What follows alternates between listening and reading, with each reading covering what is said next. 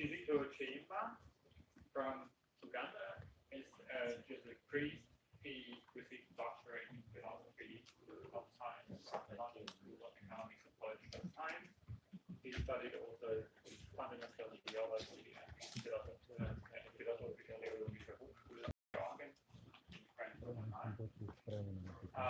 He studied in Nairobi, in Congo, and in different places of the world, very experienced internationally. And since 1 year, he's the vice chancellor of the Arupa Jesuit University, Nara in Zimbabwe. The vice chancellor is the most important person for the university, not the chancellor. The chancellor is something representative. His main research areas are artificial intelligence, epistemology, philosophy of natural science, logic, and he's also a proud member of the Poland Society of the UK. So I invite you to take your back. Thank you very much. I'd like to thank the Academy for inviting me, and I'd also like to thank the moderator today for the kind words of introduction. I'll begin by clarifying, before I get into the introduction, two concepts. First of all, you see in the title, human, and that caused problems for the translators. I'd like to throw light on that. Human underbelly, I would like to say, is the locus of the robotics trajectory. And I insist in this argument that it is supposed to be human, a human experience, for better or worse. And the other thing I would like to pull out before I get into the meat of the thing is the Laplacian fallacy. You will see something called the Laplacian fallacy.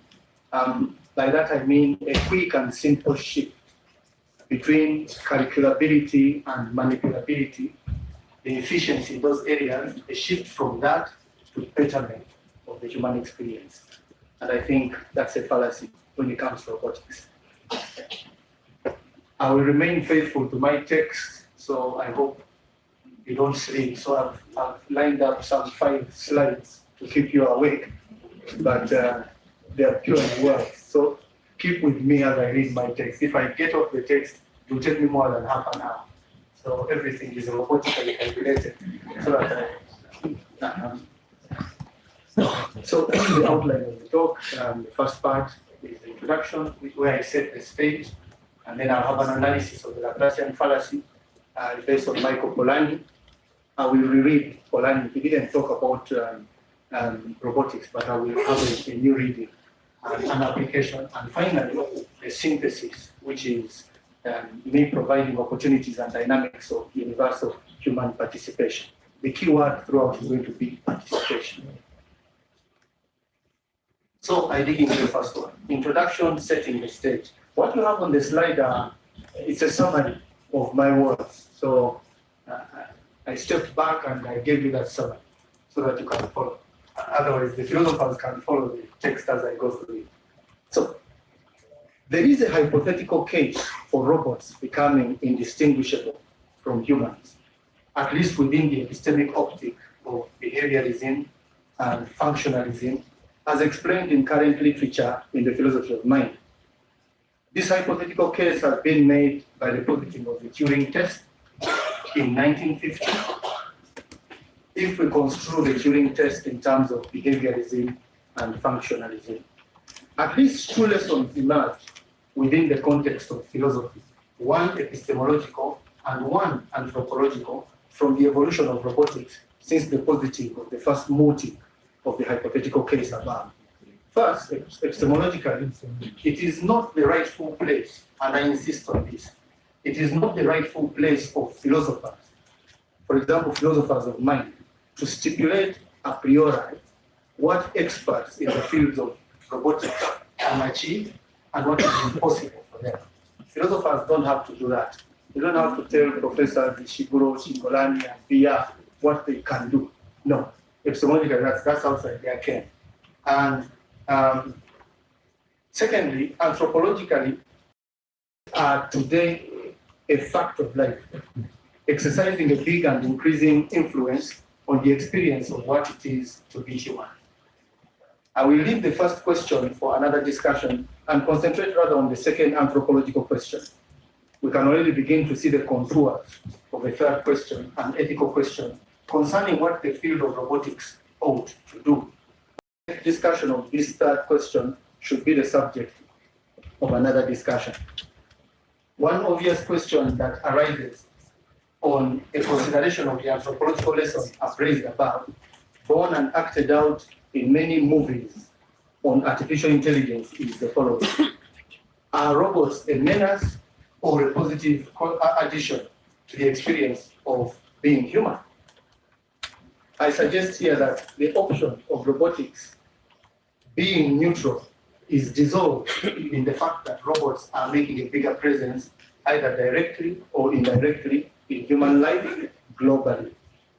I argue in this paper that what value, positive or negative, the robots will have on the human experience is still within our power to choose or decide as human innovators. Central to this position, I suggest, is that the entire human experience will have to be included in the robotics industry, from conception, trials, production, marketing, application, and so on, all the way to use and disposal. The more participatory or inclusive of the human experience, the robotic experience will be in the sourcing and building of this latter, the robotic experience, the more intelligent and useful the latter will be, for the greater good of one entire humanity. Bridging the two experiences is the hybrid human-robot experience, which at least fictionally goes all the way to a cyborg existence. I argue that the other two experiences, namely the robotic and the cyborg experience, are built on the human experience for better or for worse. That is, that the human experience is necessary and sufficient for both the advancement and the evaluation of the other two experiences. This human experience is what I designate as the human underbelly. On a different axis, our estimation of robots takes place between two extremes. On the one extreme, we can estimate robots and our engagement of them on pure utility. That is to say, how useful or how useless they are. On the opposite extreme, we can evaluate robots on the grounds of their actual cooperation stroke competition with us.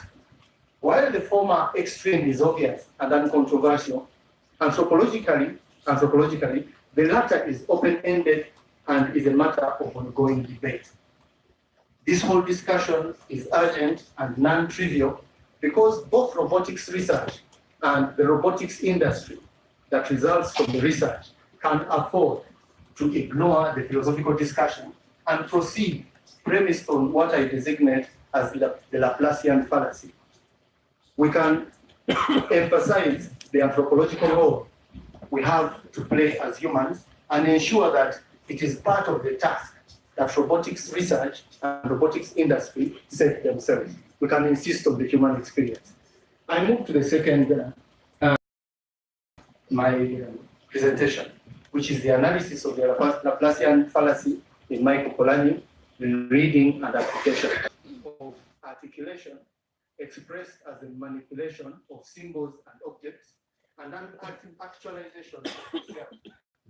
The path of manipulation has the stages of the formation of languages, both natural and artificial, symbolization as in logic, including fuzzy logical systems, the positing of rules, the arrival at discoveries, and ultimately self-discovery and self-realization.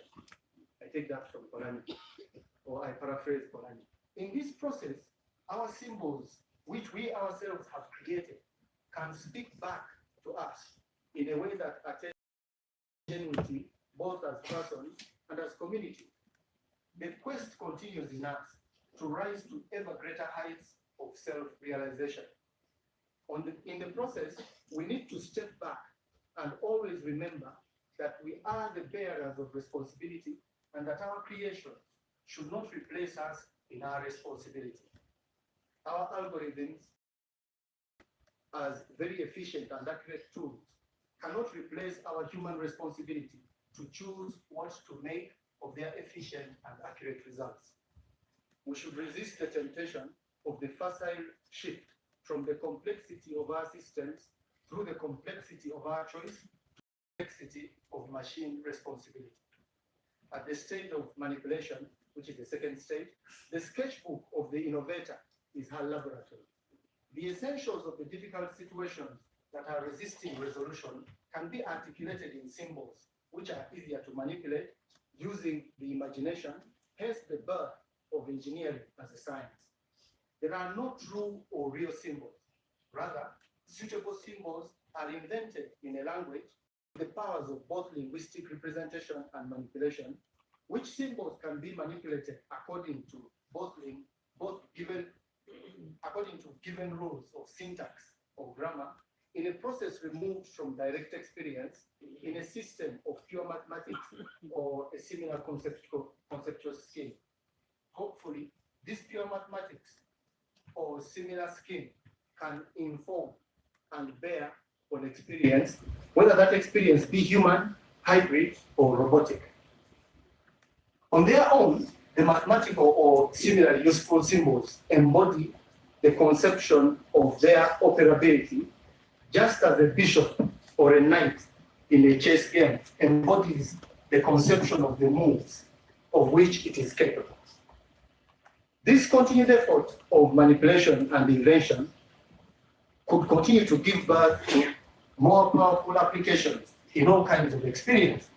Now, Laplace recognizes and acknowledges this power of symbolization and its role in innovation with effects on experience.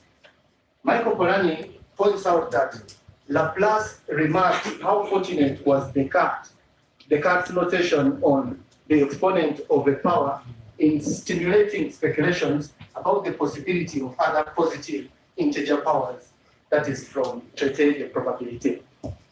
The fallacy of Laplace is that he does not capitalize on the human contribution. And in fact, the logical consequence is the trivialization of the human role.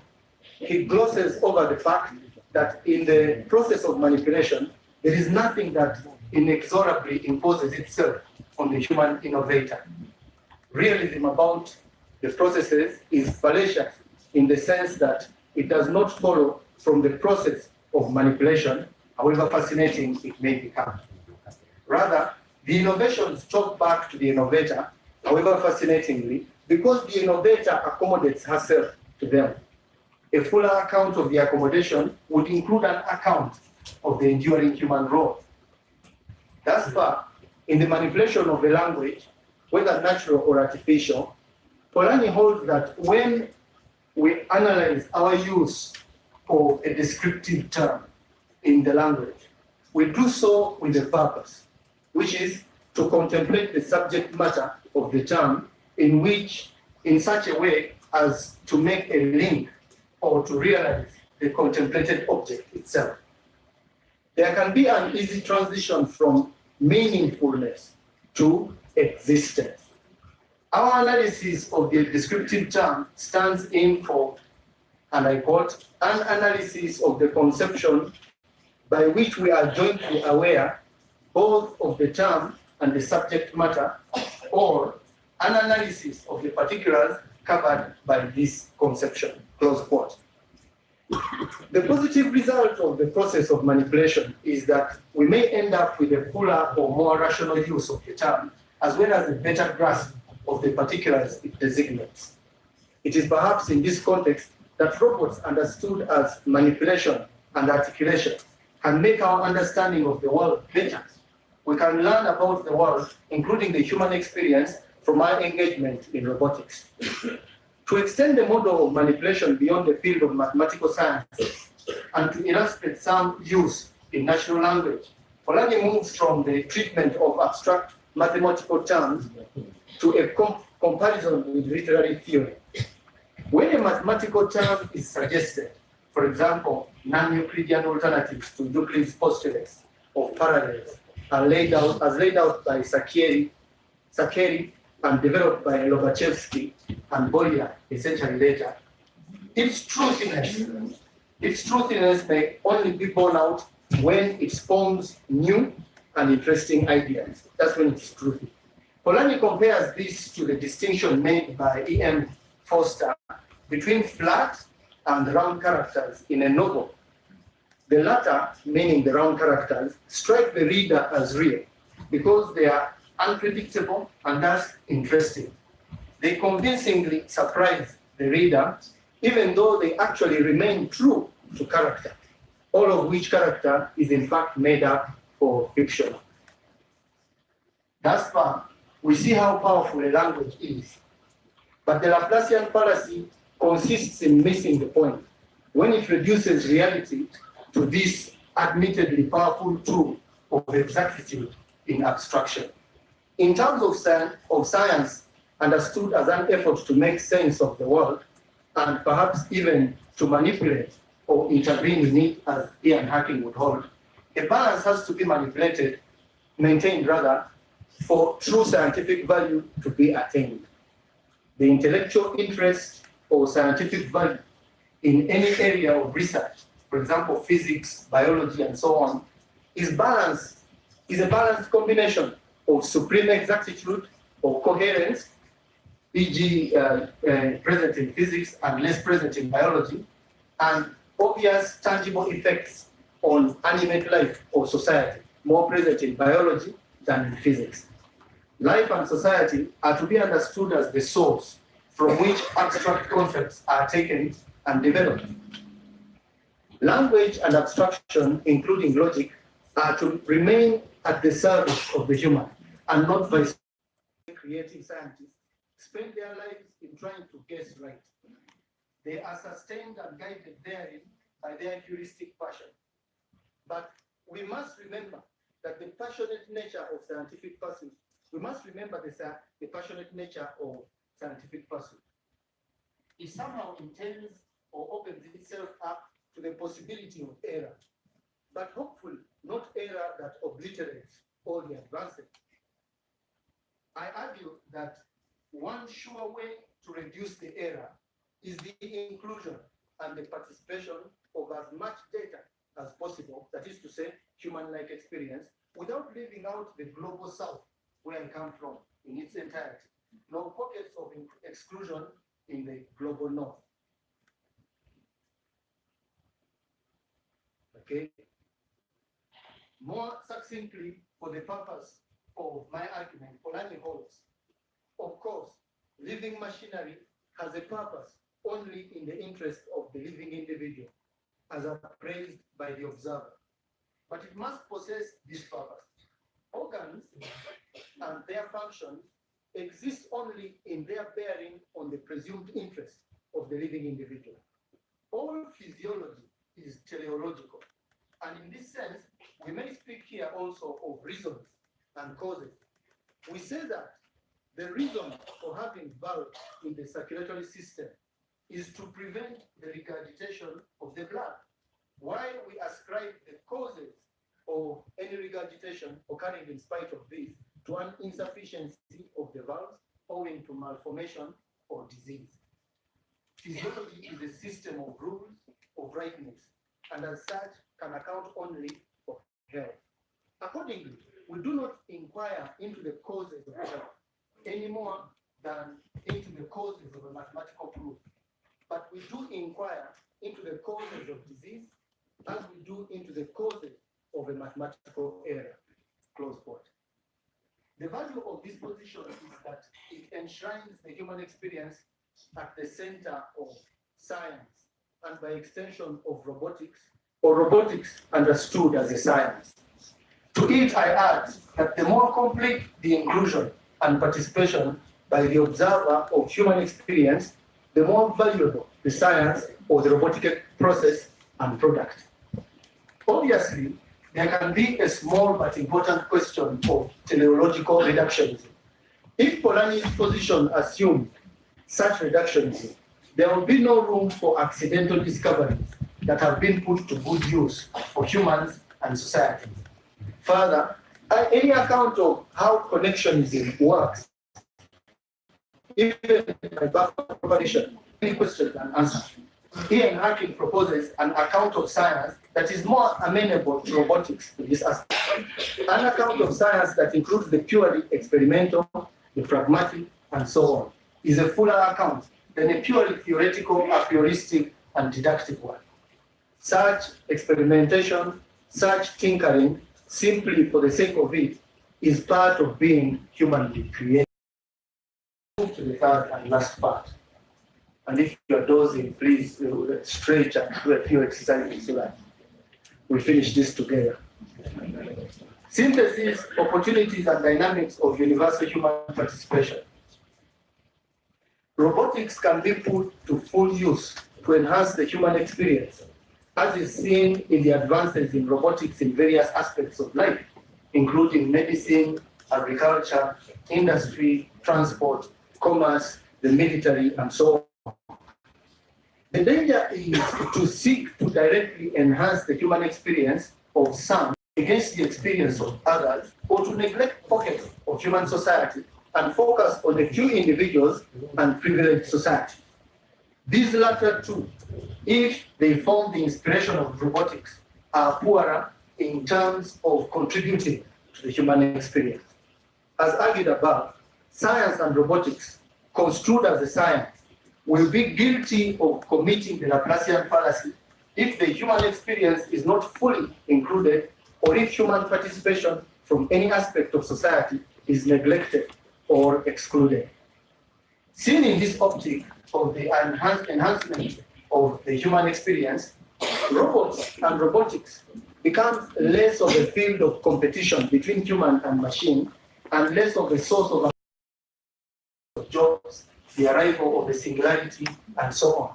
In the area of industry, robots can be seen as an opportunity to enhance the human experience, but show a focus on safeguarding the economic security of factory employees, involving employees at every decision-making step, informing them of any new technologies being acquired, and making sure the employees share in the benefits that the new technologies are bringing about. Further benefits mooted at the same conference included an assurance of lifetime employment, retraining of new and higher skills, and so on. A pertinent question in making adjustments and retraining workers is whether humans should adjust to the conditions of the machines, or the machines to the human condition in such areas as speed of production, for example. Overall, it is essential that the advances made in robotics empower us humans, creators of automation, to structure policies to ensure well-being of humans as a paramount value.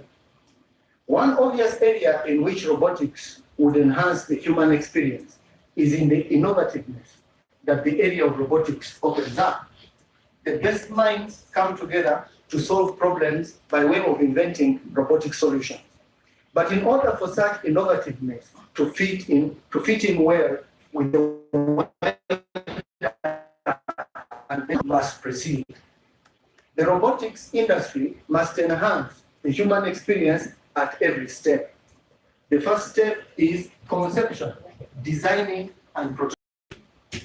I propose that the best in these initial areas is attained when robotic technologies are not built on an inter- or intra-societal technology robotics. It is for the best interest of both humanity and robotics itself that nobody gets left behind. What fills such a technology gap is the Laplacian fallacy, that there are sections of humanity or the human experience that do not matter for robotics construed as a science. This, we have argued above, is false. The second area in which participation ought to be encouraged for the better of robotics as a science that eschews the Laplacian fallacy and enhances the human experience is the extraction of the various minerals that go into creating robots. One country that is gifted with rich resources of coltan is the Democratic Republic of Congo, so-called as DRC. The conditions under which this strategic mineral is mined are appalling, sometimes involving the use of child labor and very low wages for the miners who risk life and limb to get the metal. A recent United Nations document reporting on the security situation surrounding the mining areas in Congo reveals that foreign armed groups are active in Eastern Congo, while traceability, certification, and due diligence programs for metals like gold have not been implemented. Gold remains the key, but not the sole metal for funding conflicting due diligence in the tin, tantalum, and tungsten sector remain a threat to the positive developments noted by the group in various reports. The mining of these metals has not made the human experience of the people of Congo in the mining areas better, nor has robotics helped in improving the human experience. A third opportunity for bettering both robotics and the human experience is in the production of robots and smart machines. Often, the big factories outsource the production lines to poorer regional neighbors that will provide cheap labor without due regard to the rights of the workers. Those factories, often young women, know to the occupational hazards they suffer. Long working hours coupled with very low pay and unhealthy work conditions are a common occurrence. A fourth opportunity that needs to be thought through is the marketing and accessibility of the product of robotics. Very often, the prices are driven up and unrealistic, creating pockets of inequality. Robotics ends up bettering the human experience of some at the expense of many. Related to this area of opportunity for robotics to enhance the human experience is the disposal of used or outdated products of the robotics industry. Very often, when the machines have been surpassed by the next generation, the ancestors can be sold off at a cheaper price, often in the global south, where I come from. Inadvertently then, the global south becomes the dumping ground of outdated robotics products. This militates against the human experience by creating class, but also by damaging the environment in which the waste is accumulated. All in all, and this is my conclusion, the key word is participation. Robotics is at its best if we as humans can together account responsibility in the conceptualization, production, use, maintenance, growth, dissemination, and disposal of its products. Robotics is at its best when humanity is involved in a consultative process. As part of the Laplacian fallacy, even with all our advancements in science and technology, we have never managed to shake off the entire human experience that involves and embraces suffering, pain, confusion, frustration, love, hardship, and so on. If robotics promised us a way to shed this, we should know that it is both a lie and a promise for less than we can truly and fully be. Robotics should involve and embrace these rather than serve to emphasize the chasm between peoples and nations. Robotics must begin with involvement and participation and end with affordability and sustainability. The human environment would have to be adjusted to adapt to the arrival and proper use of robots. Our intelligence as a factor of our adaptability would be gauged on our flexibility to accommodate the machines without ceding our humanity to them. As a South African proverb that has gone viral advises, I quote, "If you want to go quickly, go alone. But if you want to go far, go together." Thank you very much.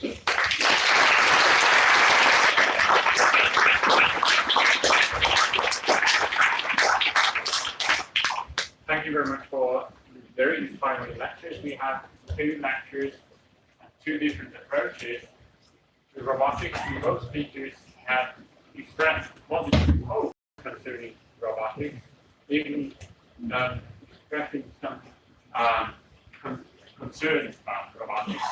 We have several questions with different issues, and I want to comment first on the topic of robotics because it is something that explains the questions.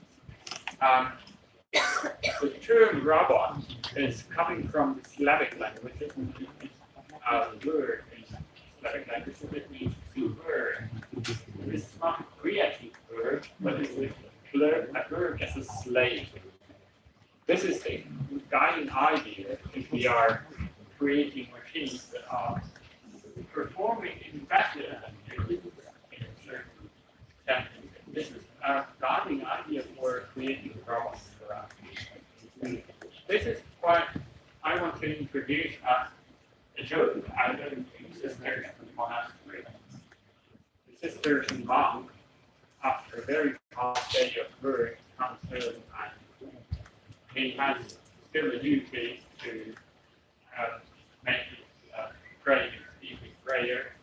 He goes to the chapel with a book. He opens the book and says, "Dear Jesus, I'm very tired. I'm too tired for this prayer. Please take the prayer this time and pray." And the story was a joke for the monks, but actually he created a robot that is performing better than you. And you could create an everlasting version. And it doesn't make any sense. Because certain doings and certain actions we have to carry out on our own. And we cannot displace it. We cannot just put it, delegate it to other entities, even if they are performing better than we are. Many people know that cars are faster than running. And this time, we experience a high number, never had so many people that are running a marathon than today, although they know the car is faster, because they want to do it on their own. This is the experience. What is important for a human being. It's not just having an alternative doing by a robot. This is the first question to Professor Caraballo. Could you tell us something about happiness? Is it in some way related to robotics?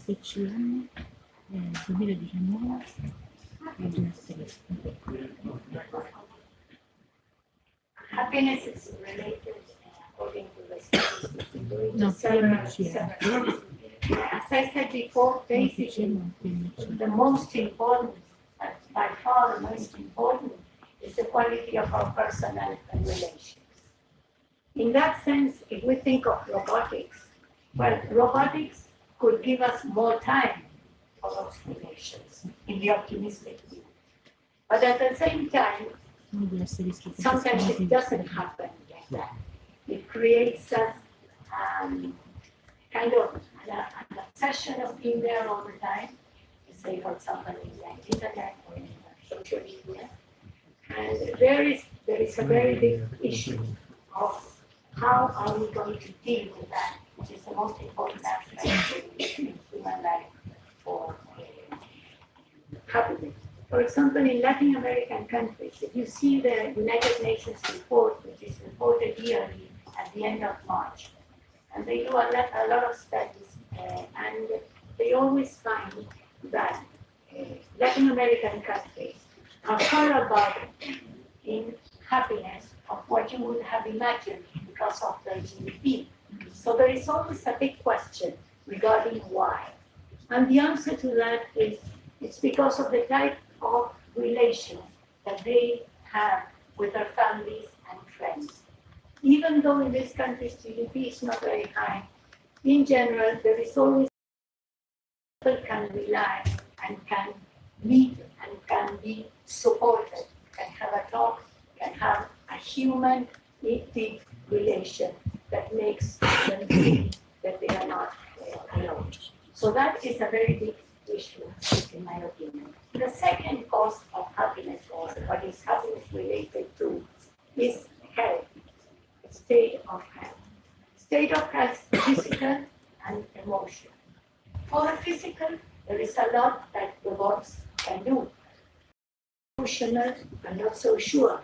We are more anxious now than before, and even though there are many people feel quite lonely in many occasions. So in health, there are also the pros and the cons. The third one is our job and our income, which comes third, not first. So you can see. And of course, if you don't have the basic things, income, of course, is something very important. But even in those occasions, the personal relations can make a very big difference. And there in work, what I would say is what there are many things that can be done, but it's a very big question. What employment with robotics? And opinions are divided whether it will create more jobs or the other.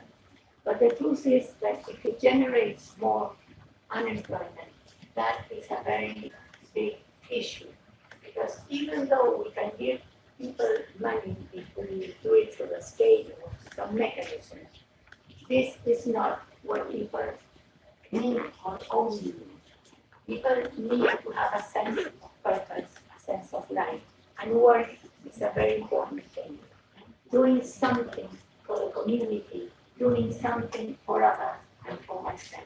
It's a giving and taking, and it's studied all over, and there are very studies that prove this, that unemployment is one of the causes of being unhappy that lasts more. When people have different problems, in general, when the problems are past, they come to the level of happiness that they had before.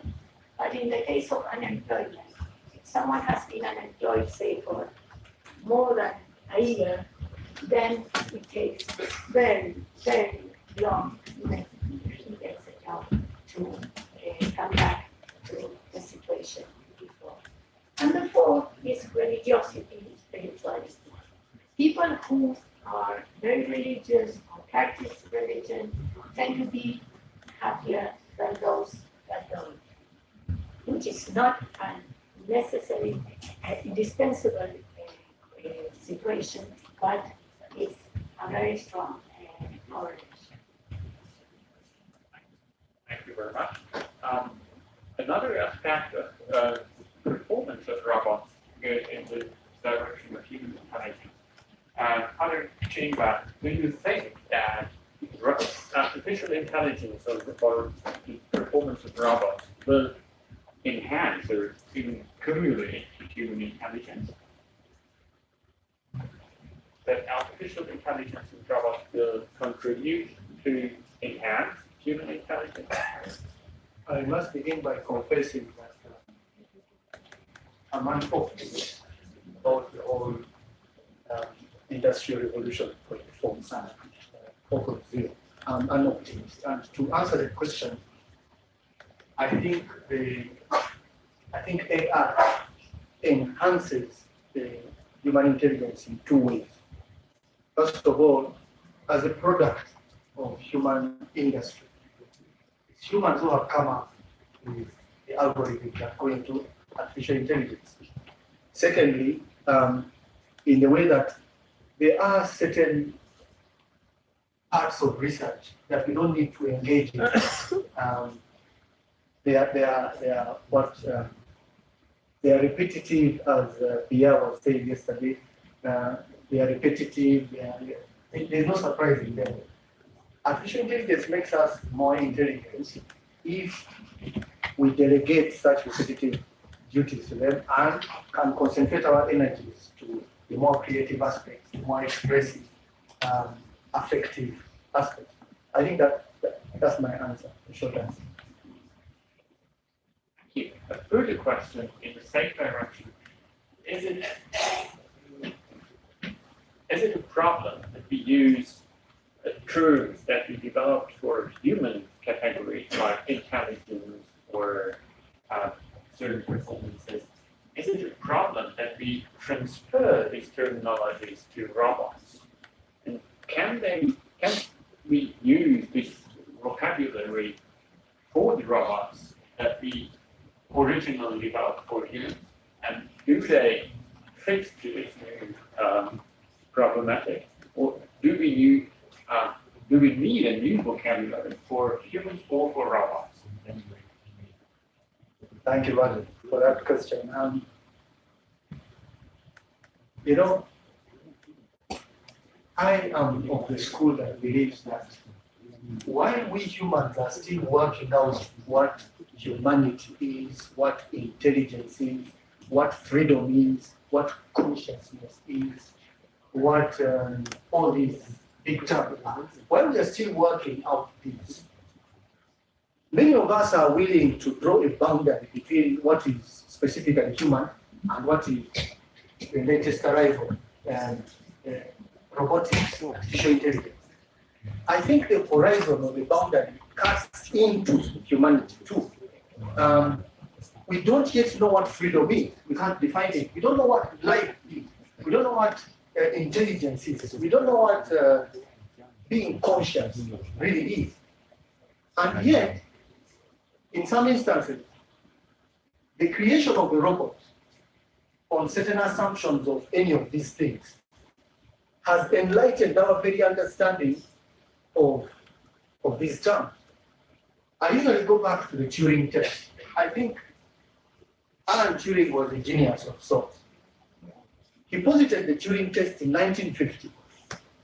And basically, in case I need to jog your memory with the Turing test, he says, if such a moment comes, I'm paraphrasing, if such a moment comes where we have a human being in one cubicle, a computer in another cubicle, and another human being in a third cubicle, and the one in the central cubicle cannot distinguish which answers to his questions or her questions come from the robot, from those that come from the human being. At such a moment, robots might perhaps have built intelligence. I think it's a work of genius. In that way, we don't have to bog ourselves down with the definition of intelligence. What does it mean to X? X being to be human, to be conscious, to be free, and so on. What does it mean to do that? Turing, in the Turing test, would suggest list the phenomenological principle. What does a human being do when he's conscious or she's conscious? She does 1, 2, 3, 4. Okay. Now, we create a robot or an artificial intelligence that does exactly those things. Without having to define in an essentialist mode any of these terms, we can make advances. So I don't know whether my answer is still relevant to the question, but I am saying there is everything to gain and a lot to lose if we begin creating boundaries between us and robots. I mean, if we demolish us and use robots in fact as a mirror to understand humanity and the human experience. I think I was talking there. The next question is Professor Carabino. Do you think that we need more scientific literacy for having a better, for using robots better? Is it important to improve scientific literacy? If we do that, how can scientific literacy change our relationship with robots? Would it happen that our relationship with robots change?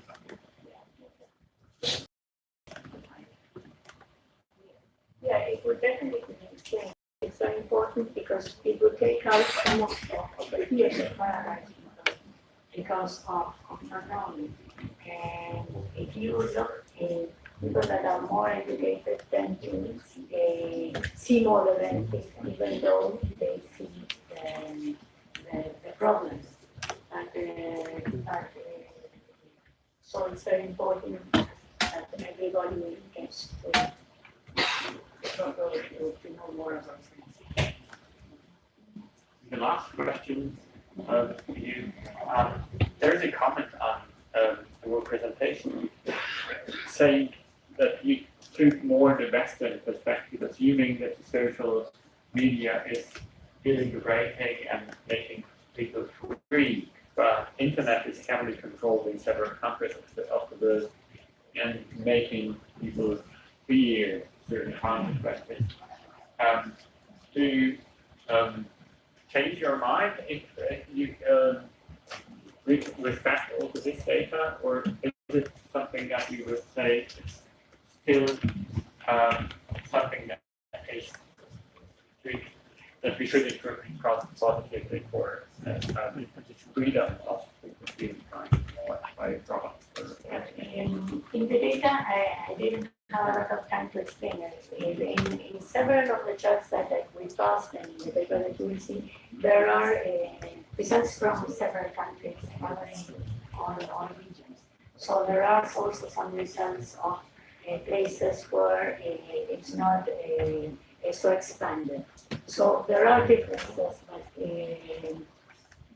in the percentages.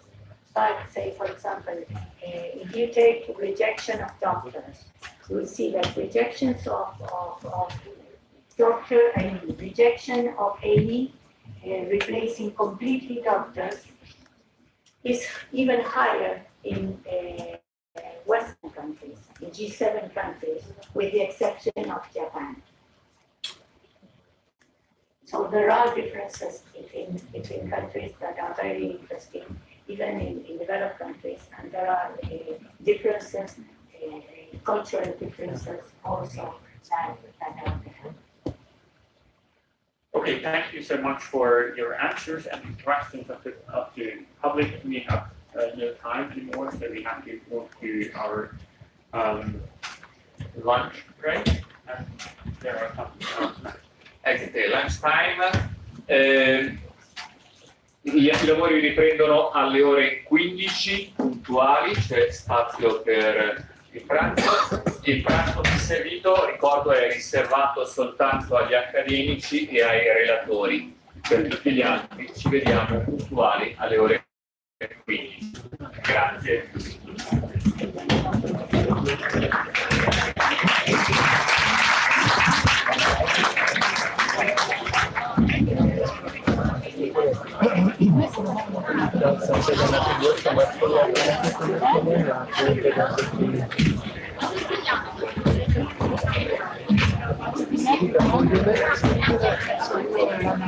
Vado a fare questo, ci vediamo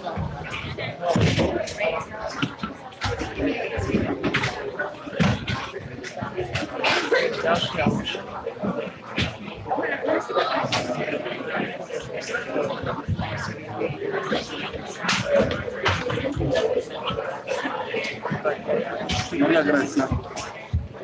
Maria Grazia.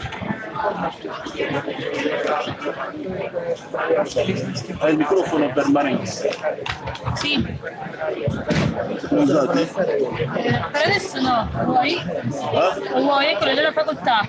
No, però è quello per la reflex, sai, l'attacco piccolo.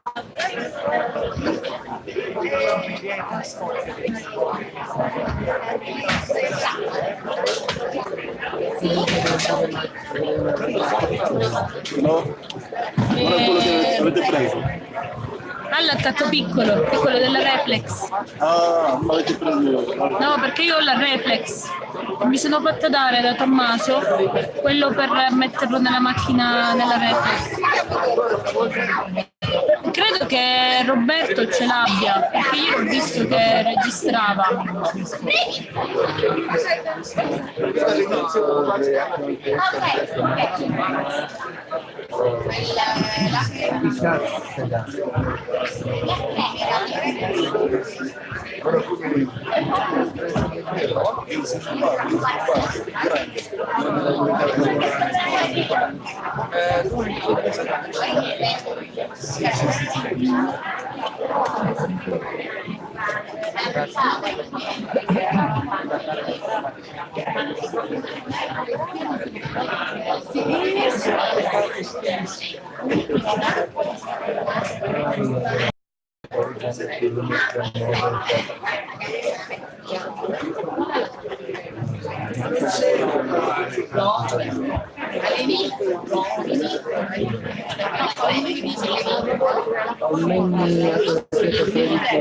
Dopo